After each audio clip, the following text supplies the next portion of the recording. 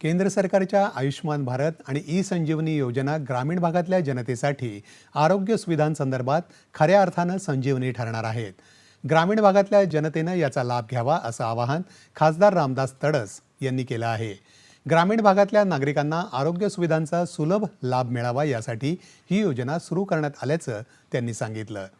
केंद्र सरकारच्या विविध योजनांची माहिती ग्रामीण भागातल्या जनतेपर्यंत पोहोचवण्यासाठी सरकारी अधिकारी आणि कर्मचाऱ्यांप्रमाणे लोकप्रतिनिधींनीही प्रचार आणि प्रसार करावा असं आवाहनही त्यांनी केलं. आयुष्मान भारत आणि ई संजीवनी विशेष प्रचार अभियानाचा आज वर्धा जिल्ह्यात खासदार रामदास तडस यांच्या हस्ते शुभारंभ झाला. त्यावेळी ते बोलत होते. साटोडा ग्रामपंचायत इथं आयोजित या कार्यक्रमात तडस यांनी आपलं मनोगत व्यक्त केलं. त्या अधिकारात आपण माहिती प्रसारण माध्यमातून आपण करत आहे.